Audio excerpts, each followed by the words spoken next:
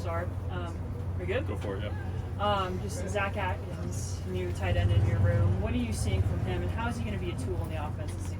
Well, the last two practices have been like his first practices being back. He was out for a couple weeks there, dealing with something. But since we've had him back, he's been productive. I think he does a really good job running and catching the football. But now we just got to work on techniques, and we got to work on the playbook, seeing the signal, processing the signal, and then executing his job. Adam, go ahead. Sav'ell Smalls obviously was a converted player to your room last year. How have you seen his development from that experience last year come along? Sav'ell does anything you ask him to do, and he's really come a long way. He was put in an uncomfortable situation last year, asking him to do something that he hasn't really done, but he's totally embraced it. He's like very coachable. He works at the position. He embraces the position, and we've seen growth from last year to this year. We've seen growth from spring practice 1 to where we're at now. He just keeps getting better and better, and that's what I expect from him at this point. So he's doing a great job.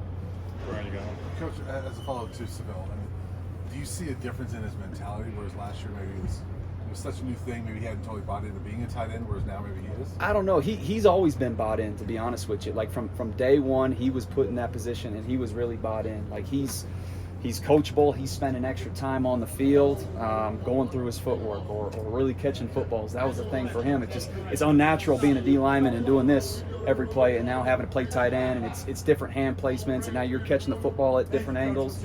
So he's had that same mindset the whole time, to be honest with you. He's been great. Jack, go ahead. Just want to go back to Zack Atkins. Just what made him an intriguing target for you guys in the portal? He could run and catch. He had a chip on his shoulder. Like he's a D2 guy. But he had all the tangibles and all the qualities and traits that we look for. He could run, he could catch. He had the length. He was really tough. Like on his tape, we saw him striking people. Like he wasn't afraid to put his face mask in people and use his hands. So that's something you really look for at a tight end position, especially here. Like we want guys that can run and catch, obviously, but guys who are willing and guys who are going to embrace your mindset and strike someone. Like that's what I saw on his tape. And the fact that he's coming from the Division II level and he's elevating, that guy's got a chip on his shoulder, and he shows it every single day. Jake, go ahead. Coach, just what have you seen from the freshmen that you have in your room, and how is it bringing those guys along to be game ready as true freshmen? So, again, I've seen tremendous growth from Corbin from day one to where we're at now. Like again, he played in an offense throughout high school where he's detached a lot, and he could run, he could catch. We knew that.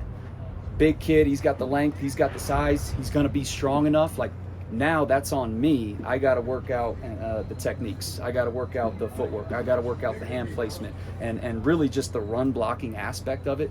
That's what he's got to embrace, and that's what he's doing right now. So like, he got off to a slow start, and that's going to happen when you're a new guy. Like he should be going to prom next week.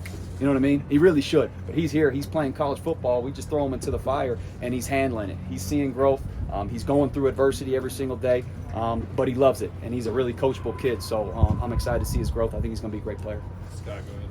Hey, Coach, what do you think consistently having a tight end, maybe even two tight ends on the field, can do for the identity of this offense here in 2025? Well, I think it'll show a commitment to running the football, right? Like if we got two guys that could do it, the defense, they got to play us honest. If they know there's a tight end on the field that could run and that could block, now the defense, they got to play more vanilla. And they got to decide what they got to do. If they're playing the run, well, we may have a vertical threat now in the pass game. If they're playing the pass, now we could line up in 11 or 12 personnel, and we could run the ball. So I think having a capable tight end that could do all those things, it makes the defense play honest. Two more. Pat, go ahead. Coach, obviously, tight ends haven't been a huge part of the passing game the last few years. When you talk to recruits, whether it's prep guy, portal guy, what's your message to them about Colorado being a place they can? Our message is you make the personnel, right? You make the personnel. We sat in 10 personnel last year. We had really high quality receivers, right? So us as coaches, I mean, we look at it from a 30,000-foot view. Like we're going to put the best players on the field.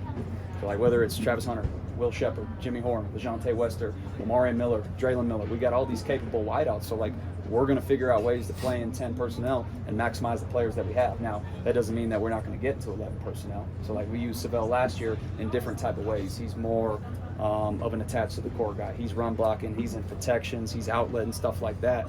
But now you bring in other guys to the mix that could do those things. So like if you could demonstrate that you could run and you can catch and you could do everything that we're asking a tight end to do on offense in all phases, then like you're going to make the 11 personnel, if that makes sense.